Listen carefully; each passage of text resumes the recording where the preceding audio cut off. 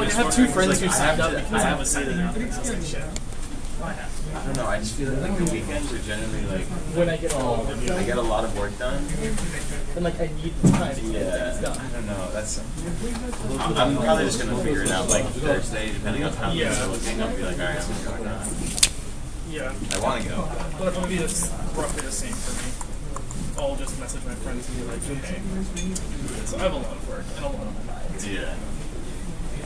And you wouldn't be horribly offended if we just like played D&D or something on Saturday and like did our own like some weekend later in the semester. If you like go on to HIO, there. Well, I mean, we could also just do our own thing. I just decide to sit down as a group and say, hey, we're gonna make a small little game this weekend.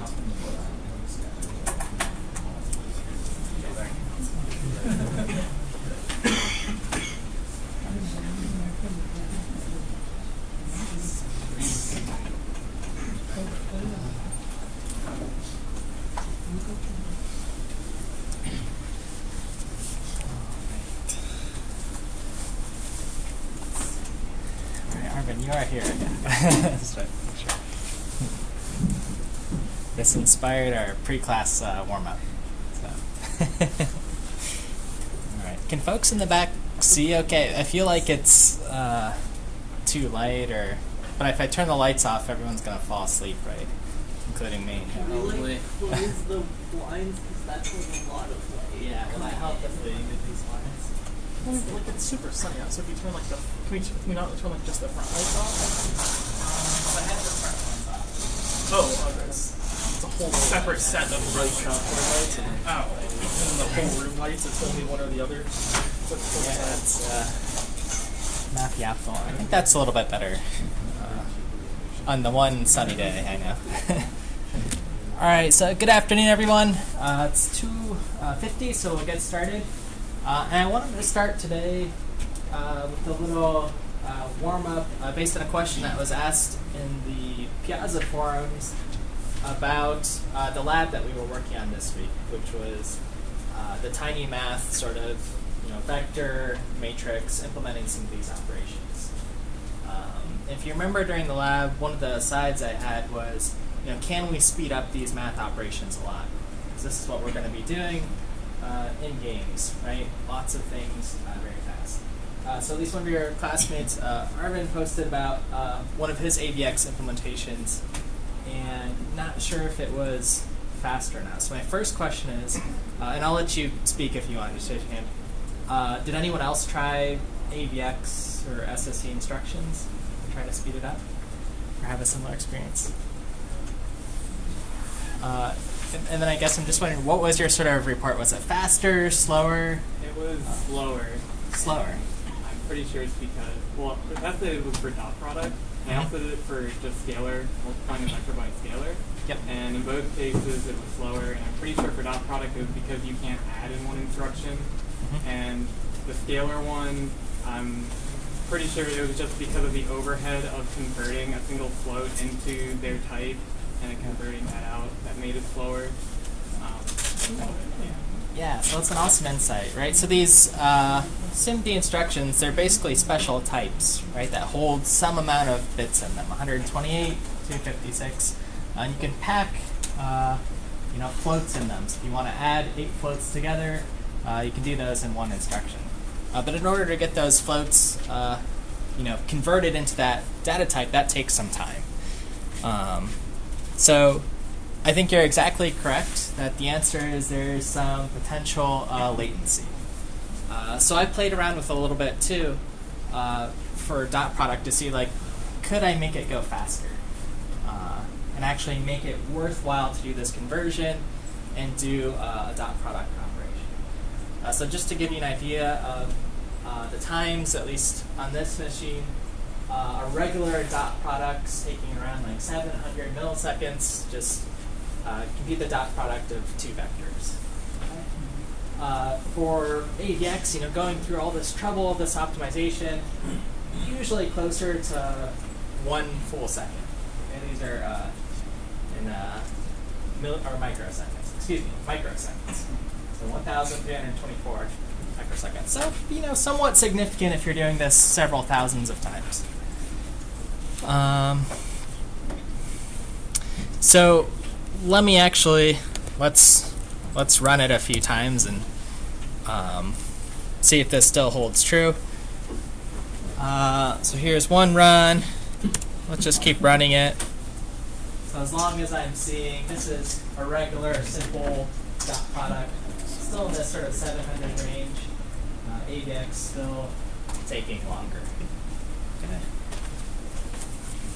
Run it a few more times. See if we get lucky. Now it seems pretty consistently this is holding. And I'm doing this 100,000 times. So 100,000 operations in this many microseconds. Okay. What's one thing? Let me see if I can get a little better sample here. Has anyone noticed anything interesting here when I run the dot product test 3 times amongst these tests? Any trend?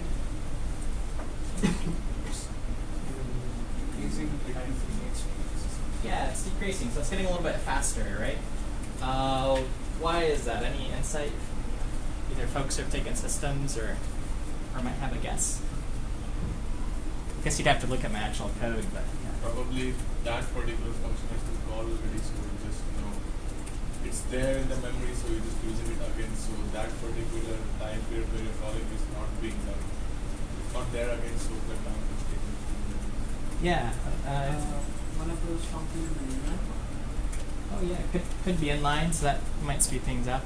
I think for this particular, it is true that the vector operation is inline, but I think what you're alluding to is something sort of already warmed up or cached. And that's what we're going to be talking about today a little bit, how to speed things up. Okay, so that's a little trial experiment. There's a file called .cpp on the instruction page here. The second listing, if you want to actually run that code and see for yourself. And in that, you'll see some of the samples of how I implemented that. Okay, just to give you some more baseline if you want to do that for your tiny math. So, yeah, this is, as was mentioned, there's sort of this overhead of your vector product taking in 2 vectors and setting them up in these registers. There's a lot of different ways you can do it. You can try to set each individual field and sort of push them into those 128 bits. That's one strategy. So that's what I first tried. And then there is actually this special instruction, because someone thought about this, called fuse, multiply, and add, where it'll multiply and add all these numbers together. So I thought, yeah, maybe that would be faster. So I tried that, still not faster. Then I tried it again and said, okay, this load sort of one field at a time. That takes a long time. So what if we just can sort of use this trick where we load, all the data at once? A nice little load instruction. So I thought, oh, maybe there's some latency there, so that'll speed things up. Still no luck with that strategy. And then the third strategy was, someone at Intel, this big company with 100,000 employees, thought, let's add a dot product instruction. So I tried that, still slower. So it was still slower than just, okay, so here's the answer for dot product. The X components added with the Y and the Z turns out to be the fastest in this little experiment. I'm still not convinced. I think we could probably, well, here's a question. If I know I need to do, question. One theory I have is that it might be because it's doing this operation 8 or 16 times, even though we're only putting in 3 numbers, because it's just that big. Yeah, so for the, in particular for that dot product instruction, it's actually computing a dot product a few extra times here. It's actually computing this 4 times. Maybe I can speed this up, and you can sort of mask off where to do operations. That might speed it up a little bit. And I did a lot of searching around, and people are still convinced that they can get faster operations. So that might be the thing to try. We'll have some time to play with code at the end of class. So I'll try that if we make it there. But I think that still, begs the question about what about for matrix 3D? We're doing a lot more multiplications. So maybe it is worth it to go through all this trouble. Any insights? Do you guys think that'll be faster than just the sort of pure multiplication? Recursive matrix. So let's try to avoid as much overhead as possible. So I'm just talking maybe a straight just matrix multiply, just writing it out. Do you think it could be faster? Because the thing we're trying to beat really is that load and to put everything in these special data types that we learned about, these new Ajax instructions. Yeah. For matrix multiplication, we require a double dimensional array, right? Or is there a function that will help us, like direct function that will help us? So I didn't find any direct matrix multiply function, but we can still multiply things, and we know exactly how many we have to do. Right? Matrix multiply is the same every time. My suspicion, so I don't know the answer yet, and I'm hoping someone will follow up on this on the Piazza thread and post. My suspicion is, my answer is to test and to benchmark it. And you can see the little benchmark that I did, whenever. But probably the most well-known, or at least open source graphics library, this GLM library, they do it for their matrix multiply. You can grab their code, it's open source, and try it out. It doesn't exactly match our implementation, but they're doing it and they claim it's much, much faster. And I believe it, but we have to test it. So I thought that was an excellent sort of experiment in questioning, because again, we're all about speed for games. We want things that run fast. So thank you for making that post. I know there's one more outstanding Piazza post about restrict, and I'll answer that either in person or online later. Okay, so yeah, explore the intrinsics guides. I think these are a lot of fun. These are things I wish I would have known about. I didn't learn about it until I worked at Intel for a little bit. Okay, so last lecture and the real last lab, which was way back 2 weeks ago, we were just getting into C++, reviewing that, getting our fundamentals down, learning how to organize our code, talked a little bit about memory management, classes, and some of these things. Okay. So, from the lab, we've also been practicing a little bit of C++. And this is one of the things that came up in the lab. Right? I had this to-do, is understand why this works. So I just want to draw your attention to that. And if it doesn't, you can post on Piazza and we can try to give some hints about it. Okay? And here's a hint here. And you'll be thinking about memory. Okay. Course logistics, before we get into it. Assignment 1 I'm going to release on the 26th, on Friday. I think it was originally on the 22nd yesterday, but we haven't talked about enough stuff for me to release the assignment. So Friday it is. This weekend is the Global Game Jam. So Friday, Saturday, Sunday. I encourage folks to participate. This is a sort of hackathon for building games. It takes place in the Snell Library. I've done it at Northeastern.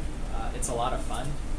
So I highly encourage you to do that. Make time to do it. Even if you can't go all Friday, Saturday, Sunday, maybe commit Saturday to it. I don't know. Has anyone signed up?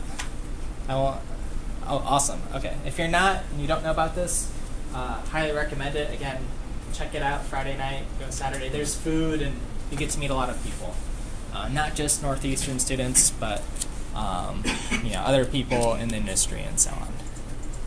Okay, so just a note on that.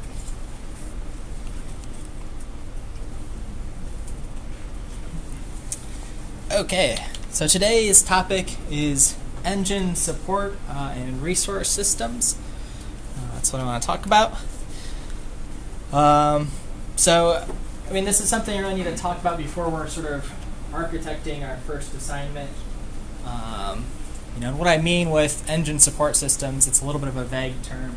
But things like your data structures, in particular today, memory management, just sort of these foundational things that are core to a system running fast. Okay, so our core systems, this is where we are in our sort of map.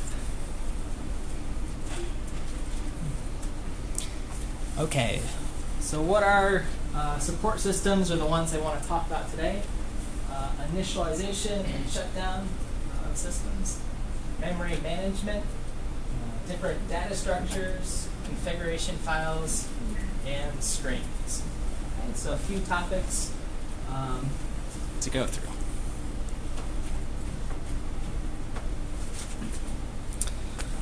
And a lot of these things, at least on the surface, they don't sound as, they don't look like this.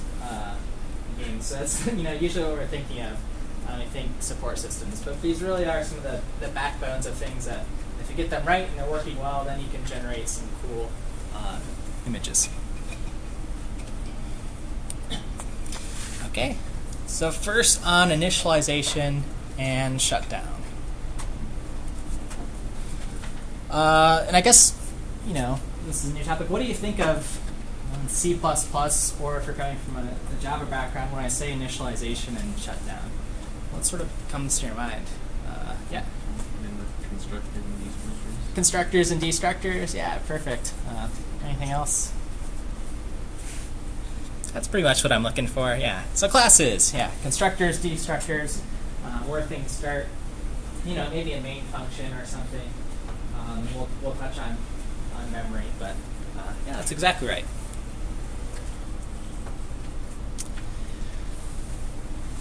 So with that, with our constructors and destructors, I'm trying to think of how much control we have over them.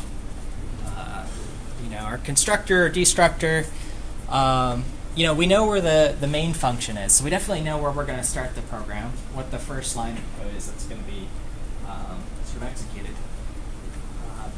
But what we don't really have control over is if we're constructing objects, what order they're constructed in and destroyed.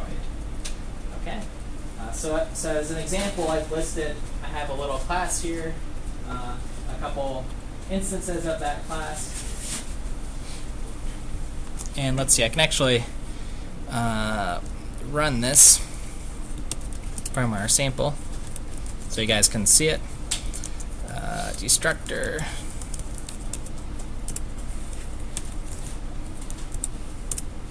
Okay, so when I run some code, I'm constructing these subsystems, okay, and they get constructed in order, and then they get destructed in the reverse order, okay, once they go out of scope or are collected. That's just the order that constructors and destructors are called in. But we can't really change that if we need to, right?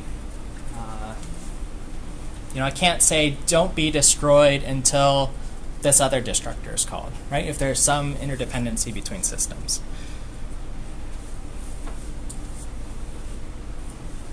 Okay, so why do we even care about this problem? Well, for one, again, we're the architects. We're controlling our system, and I want us to have all of our control in this. The second, maybe more important reason is if we have systems that are sort of connected together, we don't want these systems to crash unexpectedly. So I listed some examples. If we have a networking subsystem, we don't want that to shut down just because it was, initialized first if some file is still saving or being retrieved from that network, right? If you're still pushing data to it. Other reasons, maybe we want to be able to initialize two systems at the same time, okay, in different threads or different parts of the program. Okay, so it can't, really do that. What solutions can you think of to fix this problem or get control? And I'm sort of reaching toward a pattern. Yeah. We want to put the most general systems on the outer. Like if we have to initialize them in a specific order, put the more general ones on the outs first. Yeah. So that way we don't accidentally run into oh, we're shutting down network because you're going offline instead of online. Also, sound is gone now. Yeah. Yes, we definitely want to be careful with our ordering. So like in that example we have. Other ideas? I think that's one solution. And the other one I have is just sort of to take a simple approach. I just call this the initialization and shutdown pattern from our sort of programming patterns. It's just from now on to ignore all of your constructors and destructors and don't do anything meaningful there. Okay? So don't, allocate resources, don't destroy them. Instead, just define startup and shutdown functions for your classes. Okay? That's the one way you can get control of all these systems. It'll make you a little bit nervous, right? Because you can still mess things up if they don't get destroyed. But just copy and paste all of your destructor code into your shutdown. Copy and paste it all into your startup function. Okay, now I can just call this function as many times as I want. Maybe one of these systems accidentally shuts down for whatever reason, and I can sort of monitor and debug that. I can just call startup again, right? I don't have to, build a new object. I have a reset method. Okay, so I've just sort of moved that work elsewhere. So you'll see this pattern a lot in different gaming and graphics libraries. SDL, you'll see, initialize and quit examples. I sort of put it aside now. SDL is a C API, so you have to do this. But that's sort of been mirrored in a lot of systems. Okay. Does this make sense? Simple idea.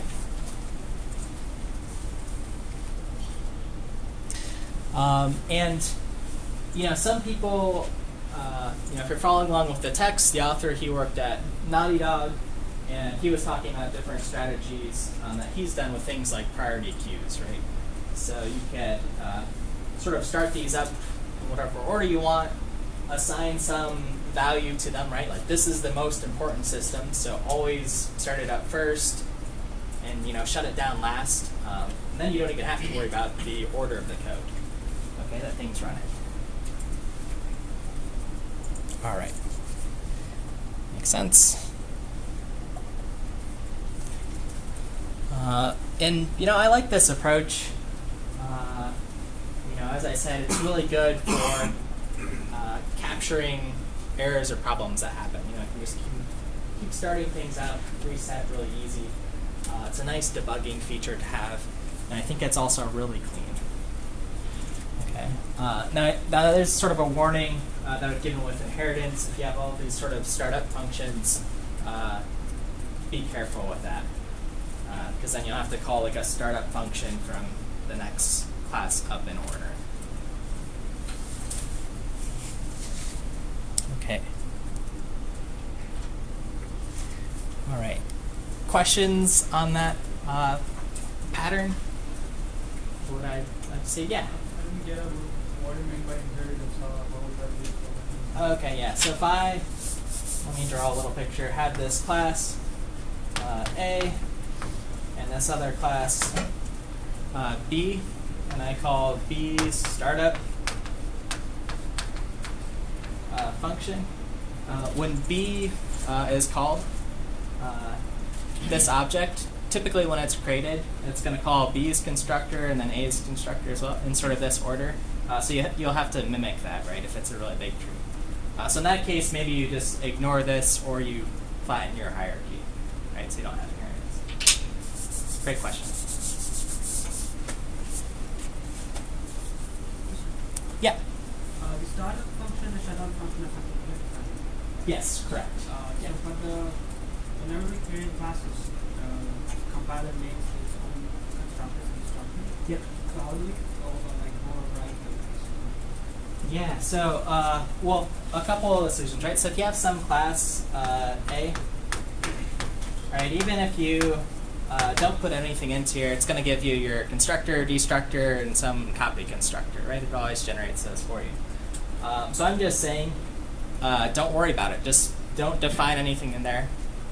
It's part of the language that, yeah, you have to have a constructor. It's still going to get called, but it's not going to do anything. So just write your startup function in here and just define that one. So it can't really change that behavior of the compiler. Yeah, so we just have to live with that. All right, other questions? Passes? No? Good questions, great. So memory management, our next system. Again, you know, games are fast. We're trying to make them run faster. If you've ever wanted to see sort of what the bleeding edge is for real-time games and what's capable, there are these 3D mark or future mark benchmarks that show games running in real time, which is pretty cool on your system. I put a link to one of the latest ones under the resources, under supplemental videos, so you can actually watch this. And you know, my guess is they manage their memory really well to build these demos. All right, so what is memory management? It's the act of just sort of managing your memory resources. You have memory that exists on this giant heap. We saw an example when I was talking about C++ of sort of this just giant grid. That was your heap memory. That's the memory that lives a long time or through the duration of your program. And then you have memory that exists on the stack. And that's typically something that's short-lived. It's allocated when you call a function and then deallocated when you call a function, right? Things like your local variables. In C++, our memory management is done with the keywords new and delete. So we talked about those. And then, of course, in C, malloc and free are the ones. Memory management sometimes can sound like a scary topic, but you've been doing it in languages like Java, C++. If you've just been using new and delete, you're familiar with this.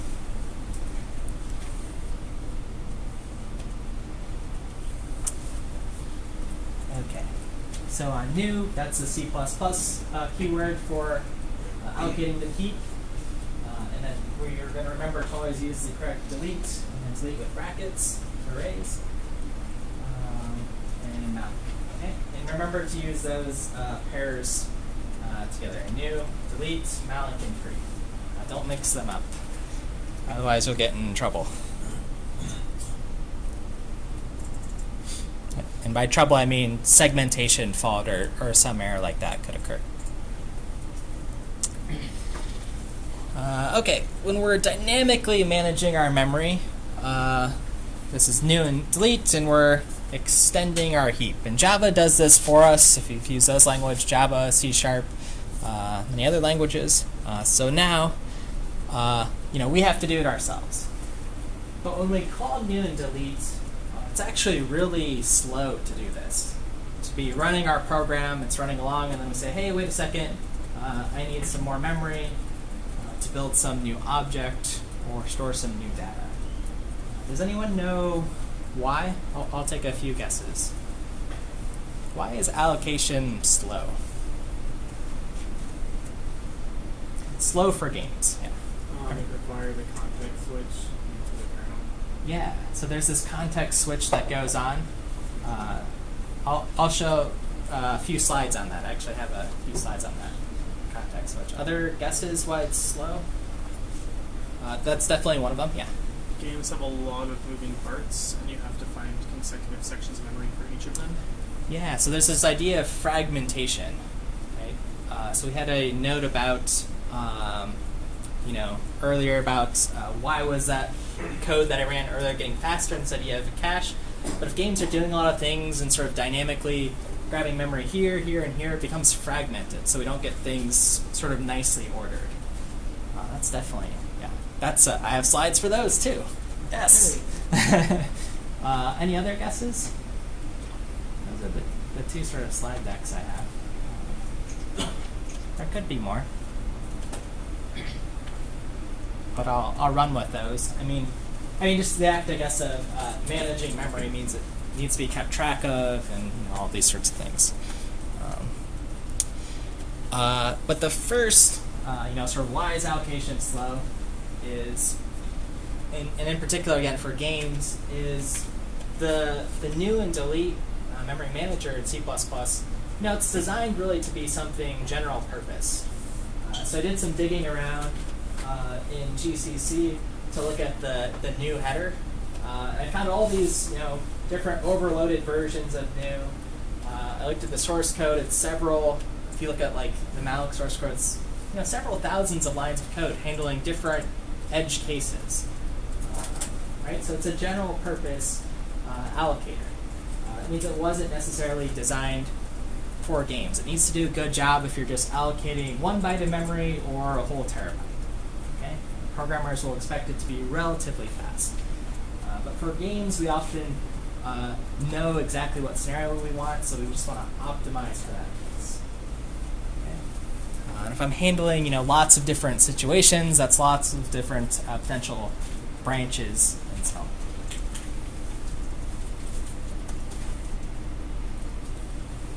Okay, so there's your snapshot of new. The second, which was mentioned, is the idea of a context switch. Okay? So when you're allocating memory, some context switch takes place. Thinking of Unix or whatever operating system you're in, you have this thing called the kernel that's running alongside your process in managing memory. But when I make a call to new, so I'm over here running my program, I make a call to new, what's called an exception is generated. You move over here to kernel mode, and then the kernel, or the operating system says, okay, I'll give you this much memory. Everybody else, hold on, so we've got to wait here. Allocate the memory for that process, and then we can go back and execute our code. Okay, so this process takes some time. So we can kind of see it visually. Your game's running for whatever reason. It needs some memory, some cool effect happens, this explosion that was generated or triggered. So we have to pause our game, or the operating system sort of pauses our game, relatively speaking. Does a context switch to our operating system, asks for some memory, and then we can resume. Okay, we've got our memory. We can continue on with this effect or whatever. Does that make sense? Just that movement, you can tell, just from the diagram, that takes some time.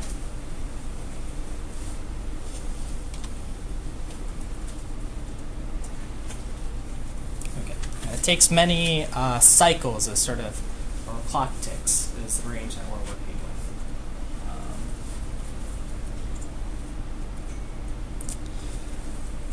The exact expense of a context switch, I didn't measure it. We could do a little experiment if you want to measure this. So anecdotally, it takes hundreds to thousands of cycles. That's the range it's in. Normal instructions are 1 to 100 cycles, right? If you're just adding something that's maybe 10 cycles. Okay, but doing this whole context switch is already a few thousand cycles. That can kind of slow things down. If you want to measure this exactly, or get an estimate, there's an instruction, RDTSC, that measures how many clock ticks your computer did, how many cycles. Okay, and I have some example on the dot product code for that.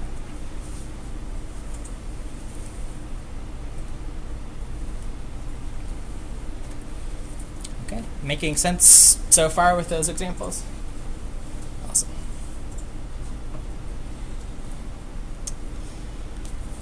Okay, so the ideal memory management in games or high-performance applications outside of games is that you allocate one time at the start of the program, maybe during your loading screen or something, or when the game boots up. So that is, you just sort of allocate one giant chunk of memory. That way your program has all this memory. You never have to make this context switch. Okay? You just have a big block of memory that you get to play with. So that's nice. You know, we've saved the time. We don't have to context switch or ask the kernel ever again for memory. But that means we have to do a little bit of work on our end. Yeah. Is that when games will have like a much larger recommended RAM, so they can just get a large block like this that's in the same spot? That's a good question. I actually don't know the exact answer. I might suspect that. So typically this might do if you have a game and the configuration settings are like high, medium, or low, this number might adjust by that high, medium, or low. I actually don't know how they pick that exact recommended block. On consoles and stuff, it's very easy. They know exactly how much memory they have. So they'll just allocate it all right away. My suspicion, though, is they do some... Well, let me tell you, one of the advantages of these memory allocators is we can add in little debug. Like, if we own our memory allocator, we can track exactly how much memory is used throughout our game, right? If I call new and ask for 1,000 bytes, I just sort of log that away and say, oh, I've got 1,000 bytes. And I can keep track of that and maybe figure out what the max is, and then that's what I malloc. Does that make sense? Yeah. Is it probably because of the extra effects that a player can add, like Witcher 3 has a custom clock simulation effect, or so if a person doesn't want it, he'll require low memory, but if it is on, then it requires more memory or something like that. Yeah, so I know, so certain effects, right, if you want to do it, one thing I do know is, like if you're gonna, in Witcher 3, there's probably like a texture setting for like high, medium, or low. Same thing for special effects. Higher textures are just higher resolution images, take more memory. So how you do those are gonna affect what this actual block is. So. Yeah. What if this game exceeds? Yeah, if you exceed this amount, what's going to happen is typically there's a couple things that could happen. In this case, when you're at this stage, asking the operating system for memory, so notice it's ask instead of just like give. If you don't have any memory, the C sort of thing is it just returns you like null or something and says, oh, I can't give you that memory, too bad. So, that's then up to you to figure out and say, well, okay, we didn't get our memory back, so don't generate this effect or whatever. So then you sort of have to handle that. If you're out of memory, you have to either sacrifice some and get rid of something else, which call it delete, and then you'll have some memory back on some other effect, or you just can't generate that effect.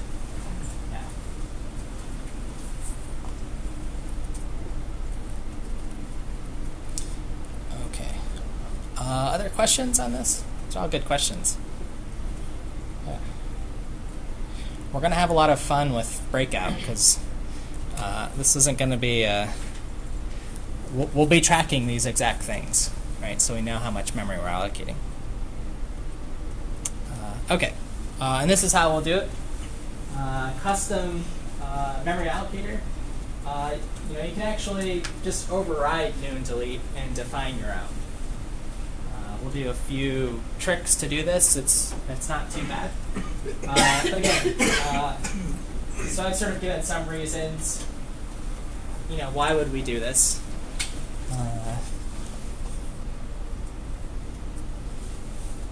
One is, as developers of our game and game engine, we sort of have some idea of what our memory patterns are. Okay, compared to whatever the default C and C++ allocators the way that we sort of access and seek our data matters a lot for performance. Okay? And then there was the example given already, so I'll just sort of state that memory that's accessed in a contiguous pattern is much more efficient than contiguous memory. Excuse me.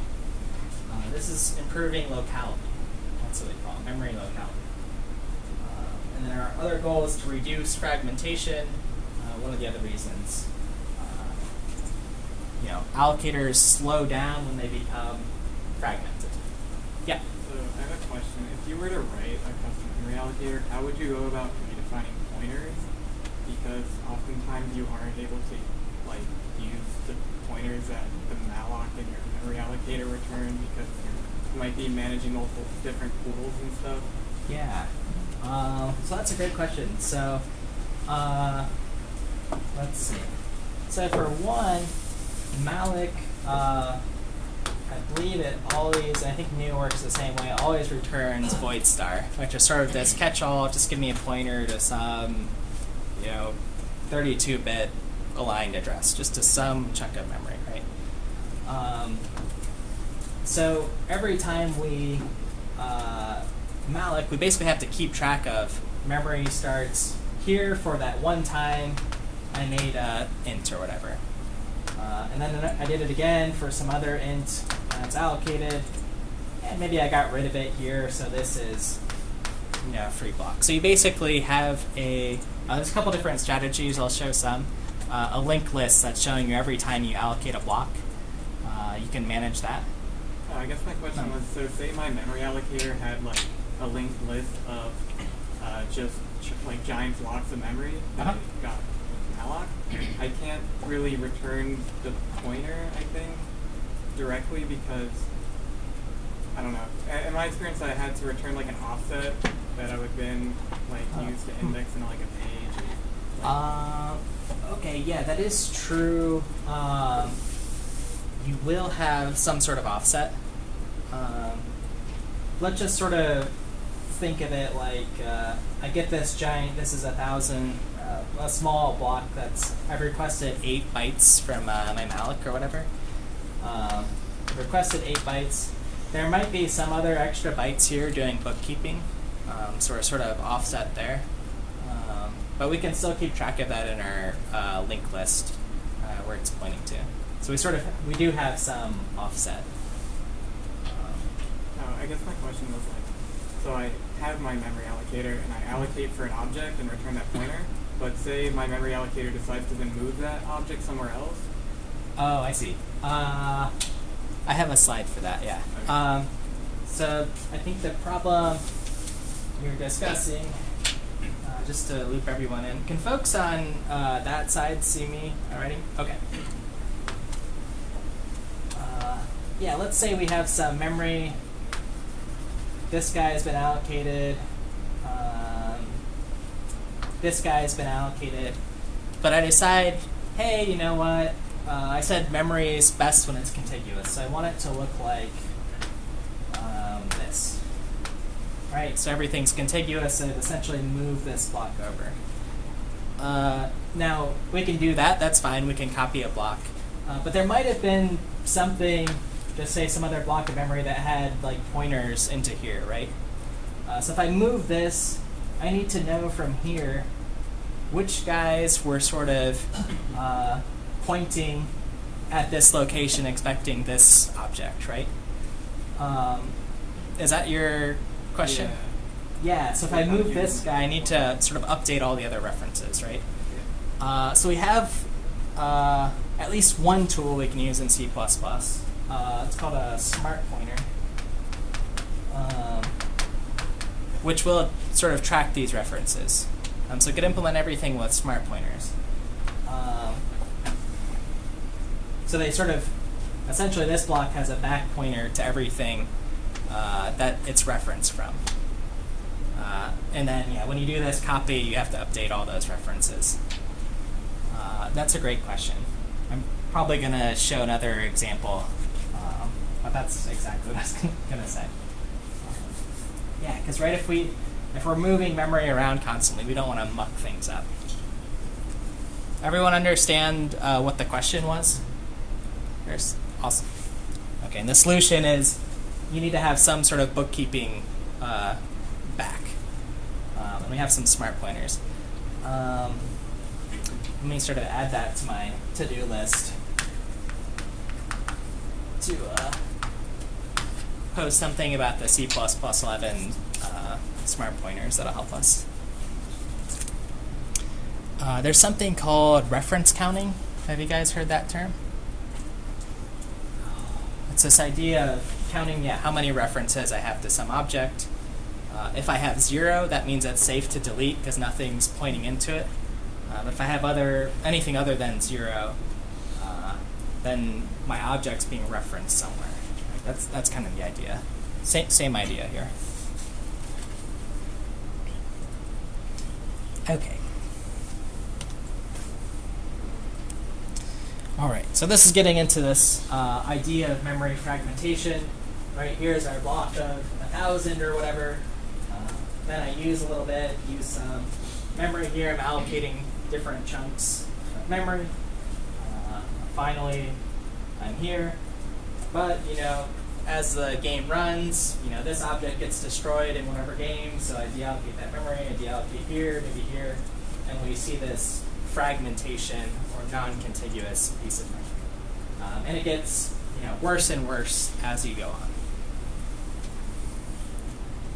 on. So I sort of said as an example, let's say we're playing this game over time and we never do anything about this fragmentation, and all of a sudden I want to allocate some big object, this model.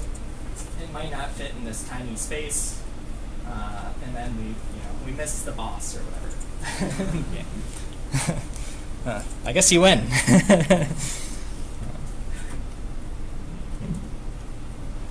Okay. So fixing this fragmentation by going through this defragmenting process and relocation. So this is basically, I think this is the slide that illustrates your question with a very brief answer. Smart pointers can assist with this. So here's some blocks. I'm defragmenting, so I'm moving B over. Again, I'm building up this nice contiguous block of memory in the final row, A, B, C, D, E. And now I have this big block where maybe I can allocate some bigger objects. This is achieved exactly by just copying this memory over, but the problem is not so simple as your question is. I have to update all these references. Okay. I guess I tried to explain it here. When we move a block, everything that points to something in that block needs to be updated. And that's what it means now. So pointer references must be traced and maintained. Smart pointers can do that. Sometimes during this defragmentation process, you don't have to do it all at once like this. Right? That might slow things down if you say, whoa, the game's running, let's stop. I detected some fragmentation, let's slide everything over. You can look through this memory and say, are there any references to this guy? No, there's 0. Okay, can I reposition it somewhere earlier? Yes, if you can do that. You can do that. So this stage doesn't have to happen all at once. Right? In Java, there is something called stop the world garbage collection, where it gets rid of all the memory, and it does something like this. But again, there's many different strategies. For a game, stop the world collection, as the name goes, means stop, pause everything, fix your memory, and then go. You might not want to do that, right? If you're in some epic moment in a game, and it freezes and says, wait for a second. The player doesn't care about memory. If they do, they should be in this class. So. Okay. All right, so you've probably at least seen a disk defragmenter, Windows or something. Mac, Linux, they have their same things. Every once in a while, you Google, why is my computer running slow? And they say, did you run the disk defragmenter? This is what it's doing, right? It's putting all of your memory together in these sort of nice contiguous chunks. So it doesn't have to search a lot. Everything's up front. Yeah? One time I open source about defragmenter, and they said that sometimes it's not nice to use it frequently. You should do it like once in a while. Or why is that? Was this like on Windows or something? Yeah. Ooh, I guess why it wouldn't be good, like to do every day or something. I mean, one, maybe it just takes time. You know, there's this whole thing about solid state disks that if you write too many times, they'll wear out. Maybe that could have been the answer. I don't know for sure in that context. It was not for the SSD reviews, but I guess for the normal HDD. Yeah. Magnetic disk. Oh, just for Might be a regular. troll, or I don't know. Yeah, I don't know the exact answer. I mean, those certainly have wear and tear too, so this process could be expensive. Could just, I mean, it takes a while. I don't know, does anyone know the answer? Why not to just wear and tear? Yeah. Okay. That's what my best guess is, yeah, as well. Yeah. Can you just explain smart pointers again? Like, what is it? Empty memory? So smart pointers keep track of how many things are pointing to them. So let me. I mean, there's many implementations, but I'll draw. This is some object A. It does something. Say this is your player, and then A might have some reference to it. Okay. B points to it, so it sort of holds this reference. So the smart pointer will kind of keep track of one thing's pointing to me. Maybe I have another guy, C points to A. Now two things point to it. If I delete this, so nothing's pointing to these guys, right? No arrows going in. So if I delete C, because C is done with whatever, I update this to 1. And that's what it's keeping track of. That's sort of, so if I try then to do, delete A, or whatever the syntax is for this pointer, it might say, whoa, we can't do that, because if I delete this guy, where does this point to? Garbage, sort of a ghost of A, that was here. And that's what it helps you to hear. Okay, so I'll do some follow-up on smart pointers, either through lab or Piazza or the start of another class, where relevant. Okay. Okay, so there's many memory allocator strategies. I'm going to go through 4 in like 4 slides, so very quick. But I want your just takeaway to be from these slides in this last section is to actually just start visualizing this memory when you're calling new and thinking about it. We're actually going to trace it again in our breakout game, so we know what our systems are doing. But I think this is a sort of challenging and fun problem to work on. How good is my memory? How fast can I make things? Because we saw the difference in our little vector demo. And that was just a really simple program. Okay. So one strategy you can have is what's called a stack allocator. That's going to be this first guy, where you sort of start at the top, and anything that needs to be allocated for a long time, sort of just push on the top of this stack, or the bottom, it doesn't really matter. And then the other stuff that's sort of short-lived, so things like in games, particle effects or whatever, sort of get allocated on this side. Okay, so stuff that you know needs to live a long time, maybe the soundtrack for a game, the 3D assets or whatever, go on this side, get allocated, other stuff here. Okay, so simple idea. Other allocation strategy is this idea of a pool allocator, where you just have a bunch of fixed-sized memory blocks that you allocate here. So everything's the same size as you need. And sort of my note about these pool allocators is you can still get this fragmentation, but it's a little bit easier to fix, right? Because everything's the same size, so you can just sort of swap them around if there's a free position. Okay, so there's could be some strategies. So if you know everything in your game's really small or a particular section of your game, you can use things like this. Making sense? And I think there was a little aside, maybe in one of your questions, that you could have both of these allocators in your game, right? Maybe this one's specifically for special effects, this one's for the game world or whatever. Okay? So you could have both as you need.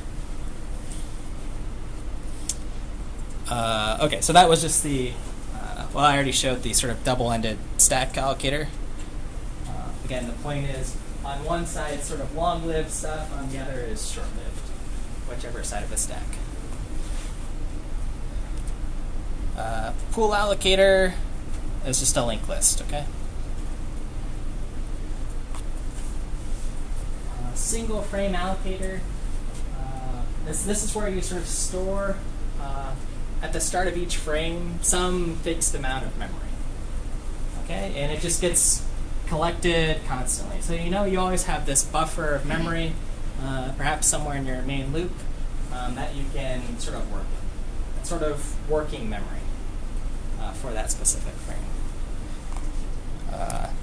Maybe something you've seen sort of extending that idea of just a single allocator is what's called a double buffered allocator.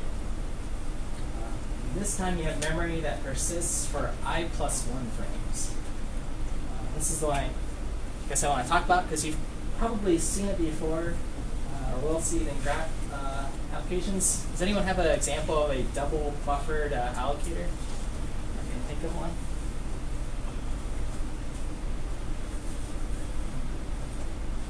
So memory that lasts for 2 frames, yeah. Like a simple animation. I remember trying to do this a while ago, and I was trying to like animate something.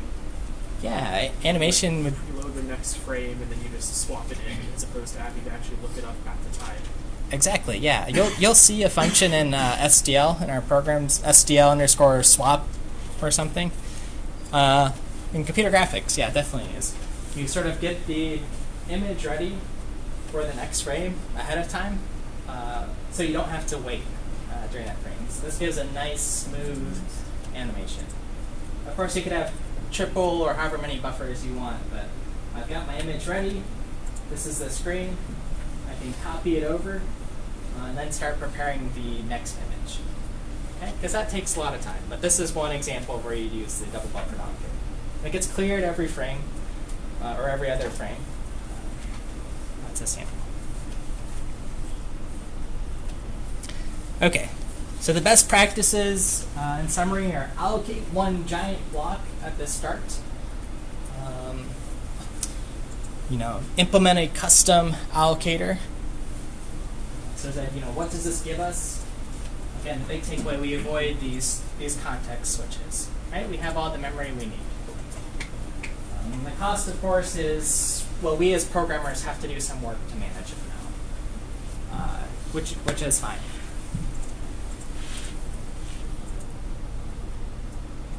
Okay.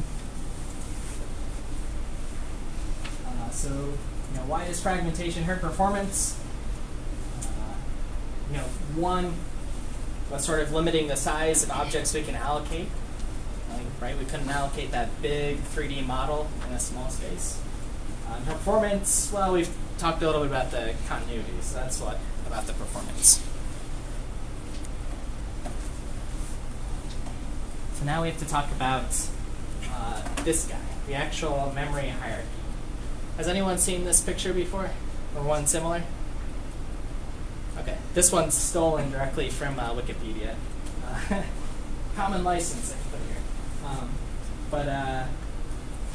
Basically what it is the top of the diagram is small or very fast memory that we have limited amounts of. So things like our registers, RAM, cache, there towards the top. And then slow but very cheap memory is down here. These are our hard disks, right? They're slower but cheaper. Okay, and before I go any further, I want to give a 5-minute break as we're past an hour. So what time is it? 3:53. We'll resume.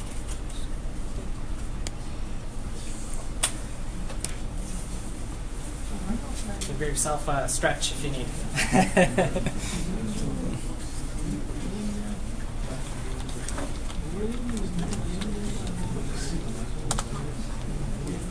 Question, yeah. Regarding the fragmentation. Yeah. In case you have various fragmentation, defragmentation is possible. Yeah. So without that, is it feasible to split up whatever memory we need to allocate into two separate blocks? Would that work in any scenario instead of just waiting for the defragmentation process to complete? Yeah, so you probably want to be handling this either while the program's sort of running, right, rather than the whole stop the world. So a couple of strategies. You can do this sort of concurrently if you're safe, or are you familiar with like locks and utils and stuff? So that's one strategy. There are actually these algorithms that are called lock-free algorithms that guarantee you won't have any data races. Right? So you could be allocating, over here, but you have this rest bit where you have this fragmentation. You're sort of taking care of it over here in another. So the defragmentation will happen over there, and wherever we know it is not going to happen, defragmentation won't happen right now, we can probably split it. Yeah. And then the other, that's why the sort of double-ended stack strategy is pretty good, because you just say, I know these objects are logged because I profiled, or this is the hero of the game, or whatever. But on this side, I just sort of be a little bit sloppy, but it'll take care of itself. Wait, I played this like it's in like middle school. It is okay using that strategy at times. Yep, yeah. So the new and delete, even though I sort of slammed them there, they're professional programmers, right? So they are pretty good. But we want to sort of know how good are these, have a sense. So we will. For the questions set that we're going to answer today, will you have to run the program? I'll give some time to do that. I apologize. Since we were talking about this, you said defining, so A is one memory, then B is something that's pointing to A, must point to A. So why don't we have an auxiliary pointer that's pointing to the memory of A, and everything else points to A dash. I have A changes in A, what you have to do is A dash. Sure. That's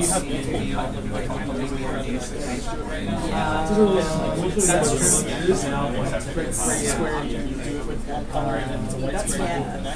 Kind of. So in the context of if I double copy, So it looks like this on the A side. somewhere, right? If I still live A, I need to do just Yeah, just A dash, instead of updating everything. that's true.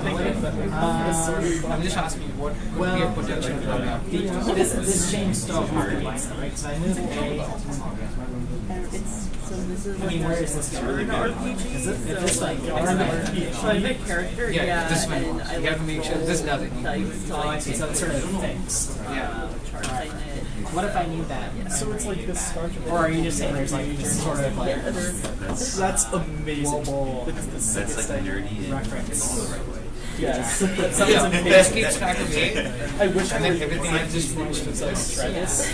No, it's actually super cool. It's really cool. It's really hard. Down to N units, Thursday night, This. 7:30. You just need to I'm on the keyboard. I just super sad to someone I'm playing pool.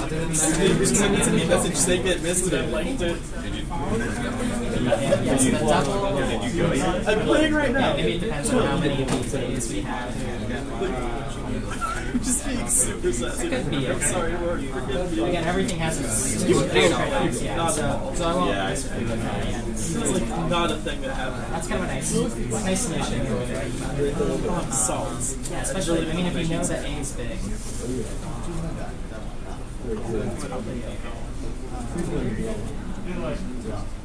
I need to think about it a little bit more.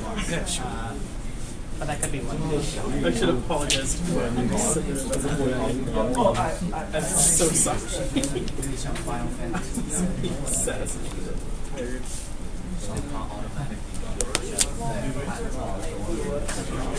One of these, like,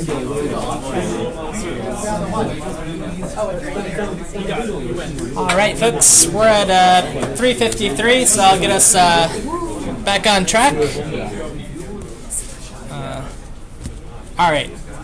So picking up from where we are in this memory hierarchy, small, fast, but expensive memory here that we don't have a lot of in our slow, cheap memory, which we do have a lot of.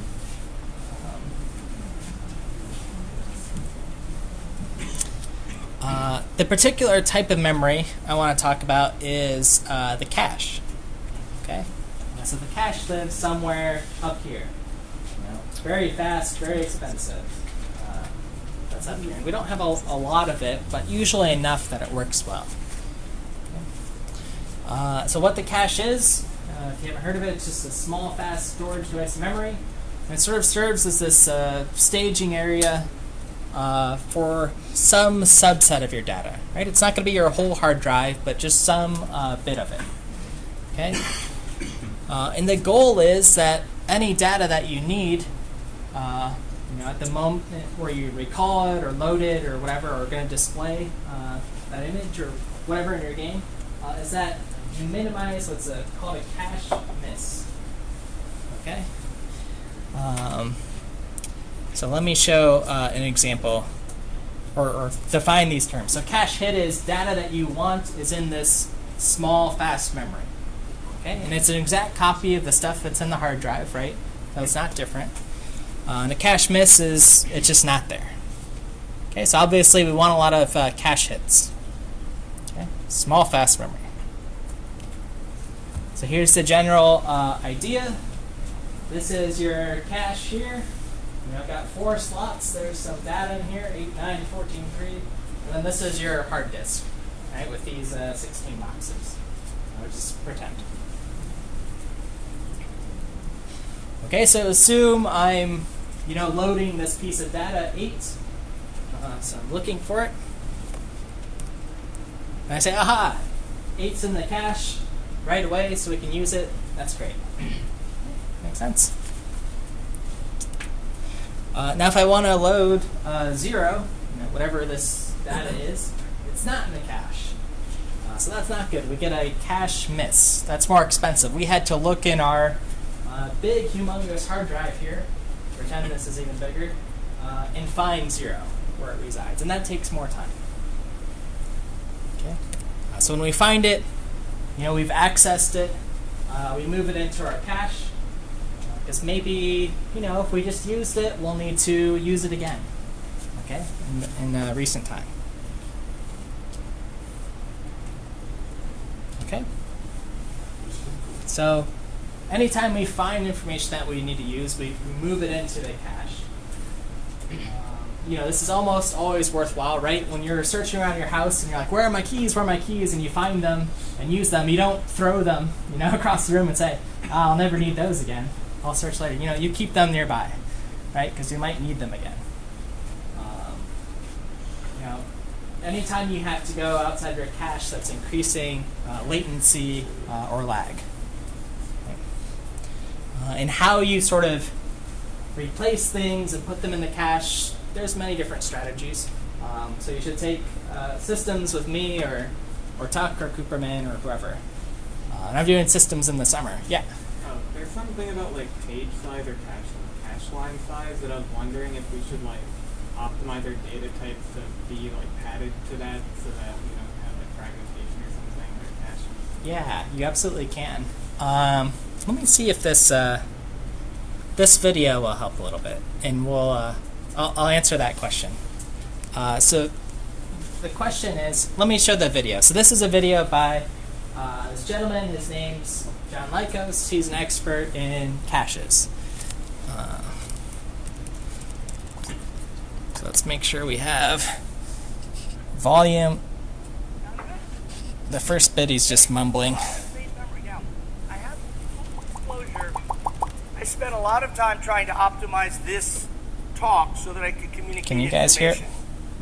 So here we have main memory and a CPU. But when I started, I was how you procrastinate a little bit when you get started. So can you guys read it at all? Use the core, the thing that does the thinking. And I had so much time on my Come hands on, back isn't this about 3 weeks HDMI ago when I supposed to work? started this, Alright. that I actually figured out how to make this. See the shades? I don't know if you can see, but there's actually texture. He's just That's talking from about the how nice wear his PowerPoint of that is right now. wheel Hold on. turning. It's going to turn. Okay, so he's got a CPU there. It turns. And this is main memory. What we're going to do is we're going to start up our CPU. We're going to actually put some things in main memory. Watch this. See it? Anytime this wheel turns, something goes in memory. Okay.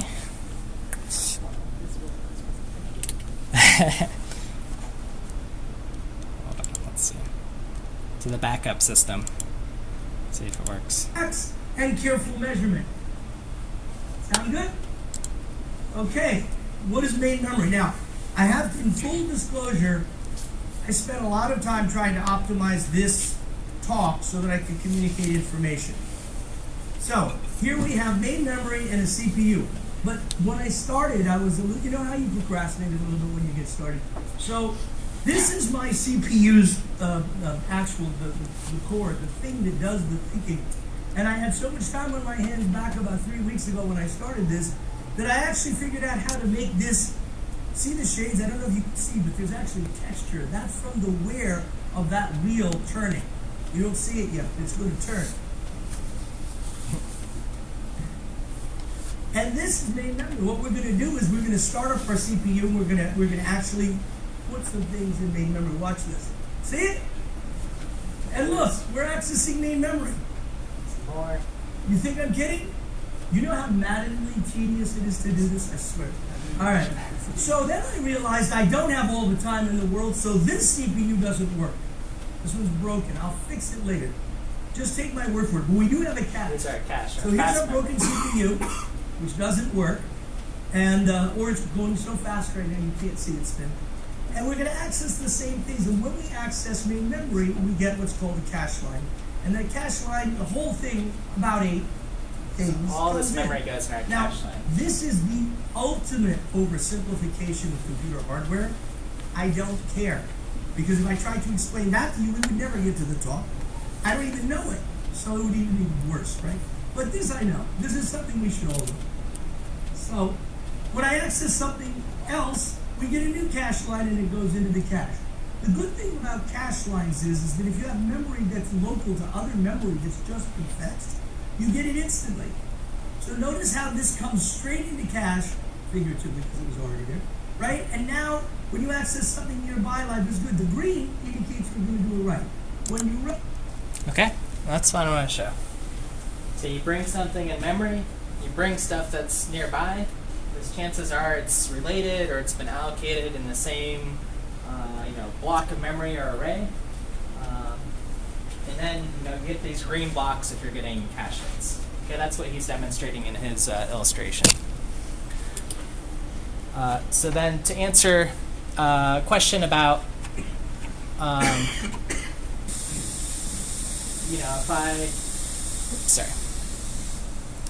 if I know something about my allocator or something, maybe I want my allocator to allocate things in these size chunks, right? Because these are cache, my cache line size. So it always brings in that. Absolutely.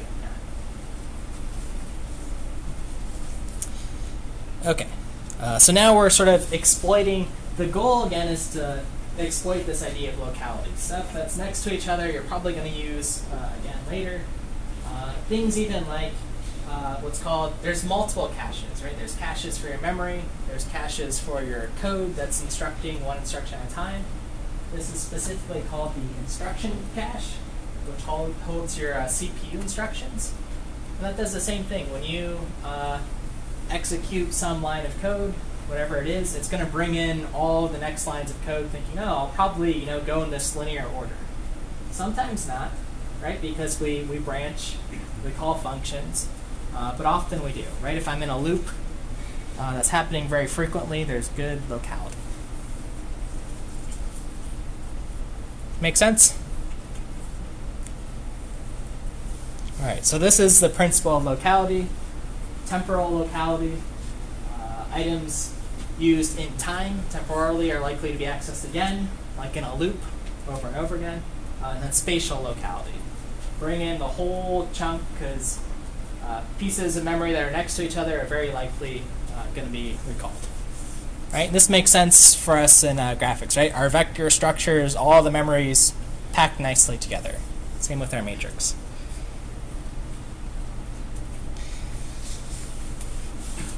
Okay, so exploiting locality in our code. If we want to optimize data and make sure it's contiguous. Which is going to be faster, a linked list or an array? Very likely an array, yeah. Sometimes a linked list, things are allocated nice and next to each other. That's not guaranteed. So sort of tips on data locality. If we're really thinking about this and really diving into the optimizations, functions, all of their code is typically contiguous, except when they're inline, which I'll talk about in a second. Functions are laid out in the compiler in the order that they appear in your file. Okay, so if you know you're going to call from your matrix or whatever multiplication or your vector multiplication, something related, you can actually line them up in order, and then they'll be put together. And high-performance code should be kept small. Okay, that way it fits into those nice cache lines, right? Nice small loops. Okay, and we want to use inline functions. Why do we want to use them? Well, this term keeps popping up, mentioned a few times. When you inline something, it's effectively copying and pasting that code into your function. That's all it's trying to do. Okay, so it's getting rid of these arguments. So then there's no overhead of that function call. There's no stack allocations. Those are removed. And then this, again, improves your data locality, right? Because your instruction cache is looking for all those instructions. You don't have to jump to another function that's in a totally different file, way, way, way. It's all right there, right? All the code's been copied and pasted for you. Does that make sense? We'll keep mentioning some of these things, do some experiments to actually apply it and see. Okay, so again, advantages of inline. This idea of prefetching your instructions in the instruction cache, and then sort of less jumping around. Disadvantage, though, we don't want to inline everything.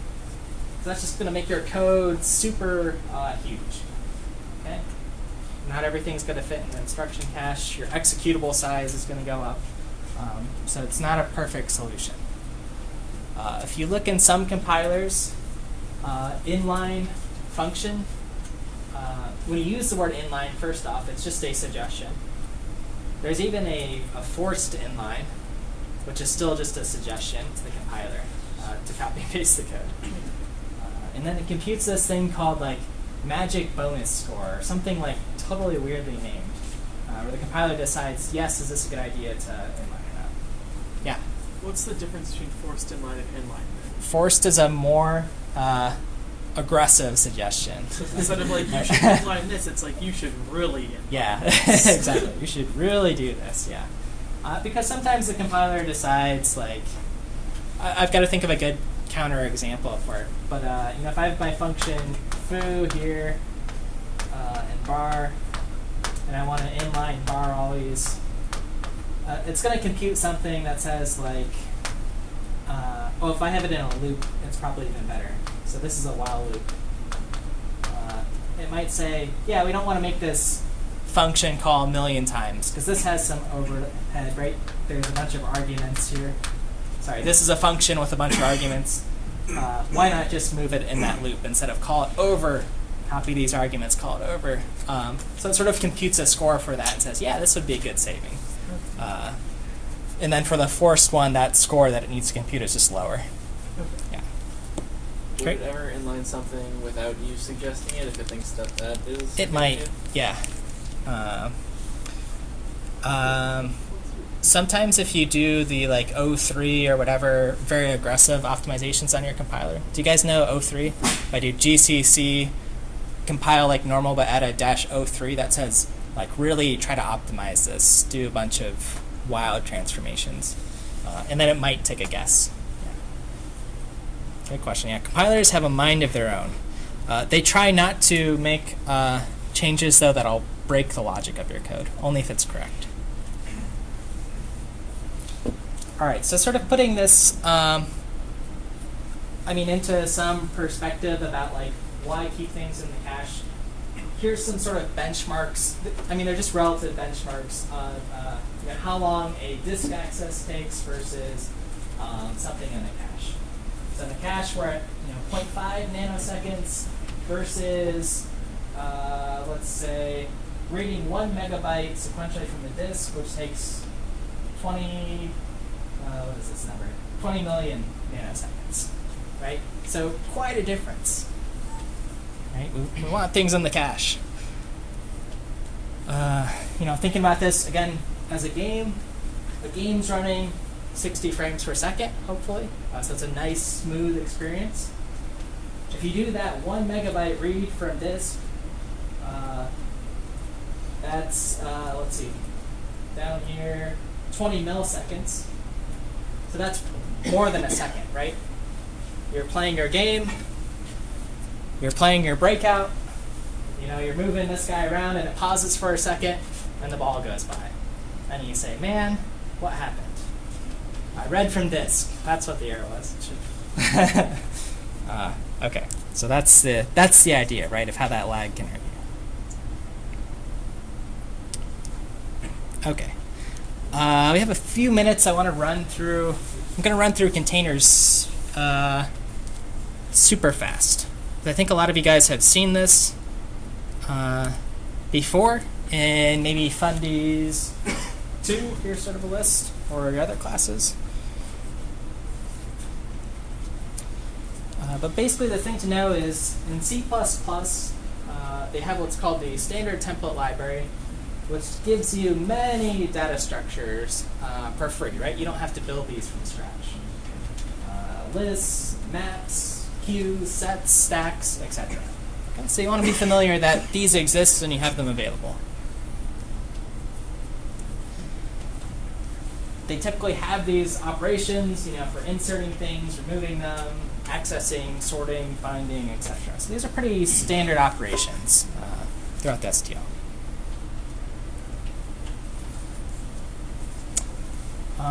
One of the preferred styles for these data structures are things called iterators. So you'll see them very often. How many folks are familiar with iterators?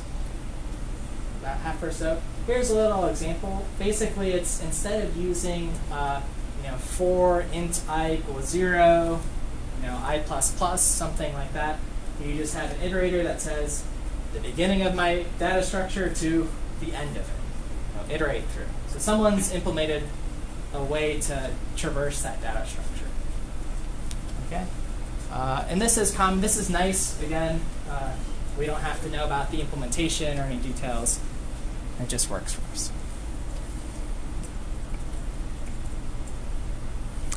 On that idea of sort of iterating through things, sometimes you need a for loop or whatever. Does anyone know the difference between a pre-increment, if I do ++p, and post-increment, p++? Yes. If you do ++p, increments it, and then returns the value, and if you do p++, it saves the value, increments it, and returns the previous value.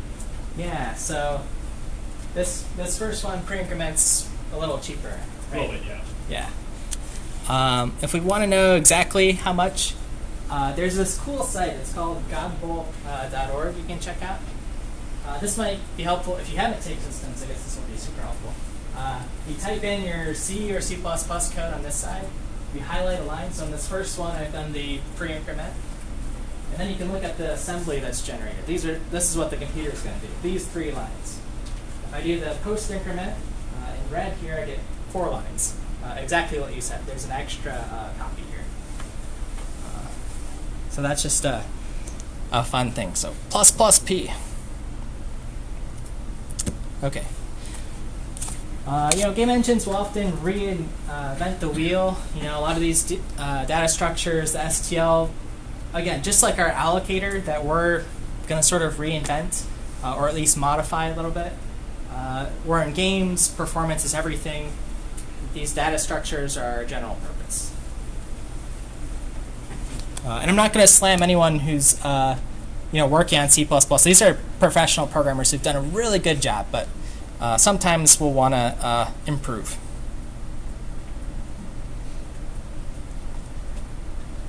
Okay, linked list. Who's familiar with linked list? Most everyone. We'll talk more about linked lists later. When we do our allocators, I'll do a little bit more in depth. I'm just sort of watching the time here. There's a bunch of different ways to do linked lists. Most likely you're used to this idea of an intrusive list. Sometimes you can have an extrusive list where these links are shared between different linked lists.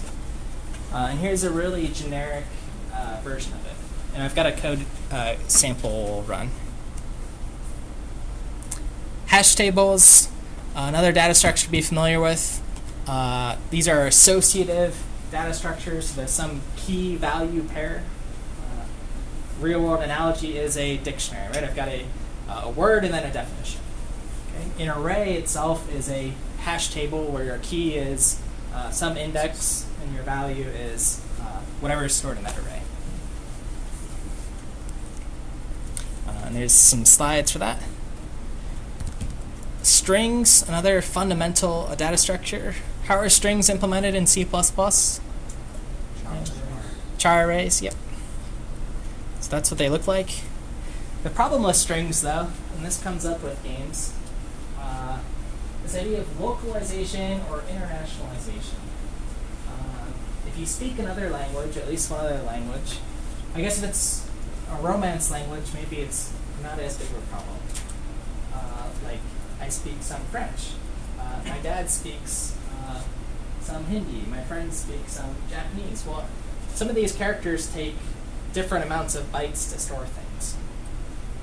Sometimes the languages are read left to right, right to left, top to bottom. Right? These things vary. So the regular string isn't going to get us far enough, okay, for making our games portable. Right? Games are meant to be played by everyone and shared around the world. So if we can support multiple languages, we want to do that.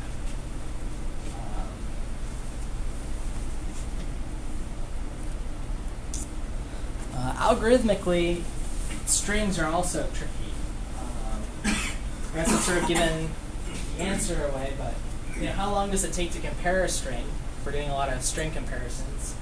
Well, there's no way to do it in the machine directly, so I have to do it one character at a time to make sure, does Mike equal Mike for comparisons. That's expensive, right? Versus is 1 equal to 2. So things like string copy, string compare can be expensive. So typically you're going to see strings passed around by reference. So you don't have to do that copy. Strings, however, could be hashed as one optimization. And since I'm running through this stuff fast, as it comes up in the course again, I will do some more review on it. Okay, so there's something else called boost. If you don't like the STL, often stuff from boost, just so you guys know, it lands in the STL. This is the big sort of open source library. And usually the successful things from this library propagate into the standard C++.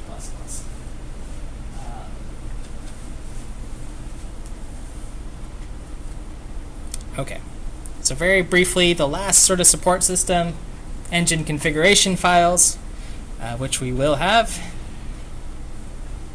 are simple things. From a user's perspective, they see them in main menus, changing things like graphics. We referenced a few things like changing our graphics settings from high, medium, low. But they're also going to be useful to us as game developers or game engine developers, where we want to sort of turn settings on and off. Okay? Simplest implementation strategies, maybe we have some text files with keys and values that are sort of changed and read at runtime. These could also be in binary. And believe it or not, Naughty Dog, the Uncharted series, right? Some of their configuration files in Scheme. Dr. Rocket. Here it is. So put it on your resume if you're finding Naughty Dog. Or whatever. So just fun stuff. We will be using or plugging in Lua into our game engines as a scripting language. All right, I'm going to rewind to our engine feed to show you some stuff. But I want to first get us to the in-class activity. There's another short little quiz.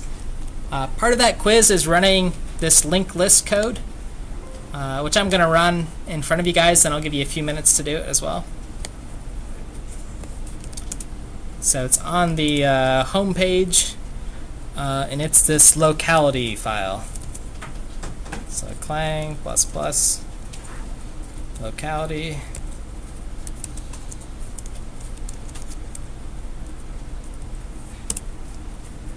Oh, what did I do? Oh. You need to compile it with C++ 14. You need to, what did I do? Warning unused, that's fine. Okay, so what this is, what the code is, let me run it a few times.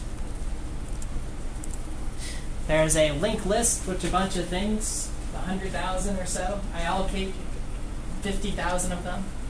Then I do an array of 50,000 things, and then another linked list of 50,000, so it's a little bit fragmented. And I see how long does it take to traverse. Here's some data, so you don't have to run it. That'll help you through one of the quizzes.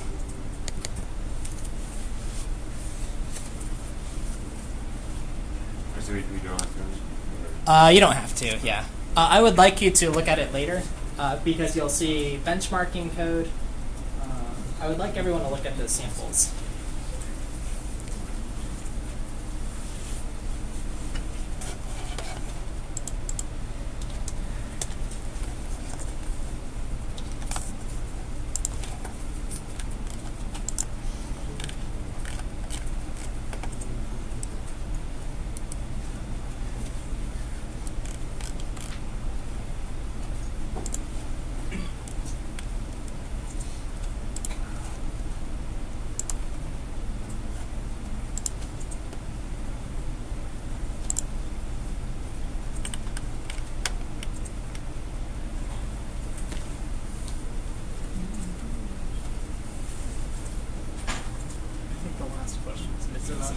Yes. Question only has one. It's not missing one. I just made it. Yeah. It's a freebie. Yeah. It's like I read the question. It's like an acknowledgement box, Yeah. like a check mark. Some of these, when you're writing a question as a it's did you show up today? Yeah. Click. It's like I've read the terms and conditions. I was trying to think of how could I like trick them if you didn't know, but just like that's what it is. Like a really like silly example, like squirrels store nuts in it for the winner. Yeah. Physical cash. His activities aren't when they're quizzes. They're not meant to be stressful. Mostly just what were your key takeaways from today? Like, if you miss one, that's fine. Whatever. There's plenty of chances to keep getting them right. But you can look back on this and say, what was I supposed to learn from that lecture? These 5 ideas. Yeah.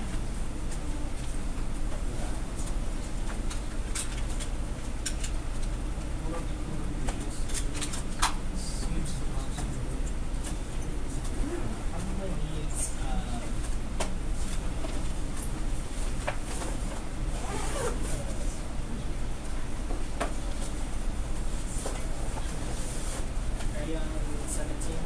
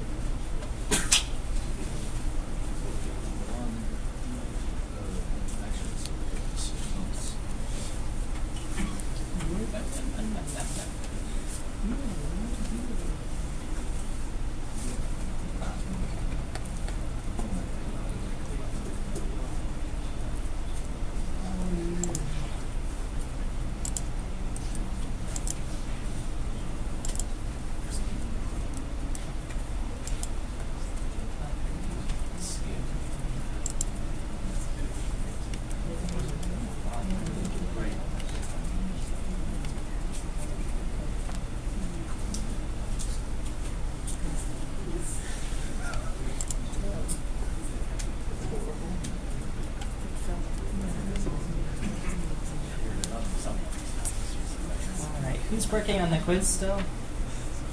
Anyone? I'm gonna fly through the answers quick.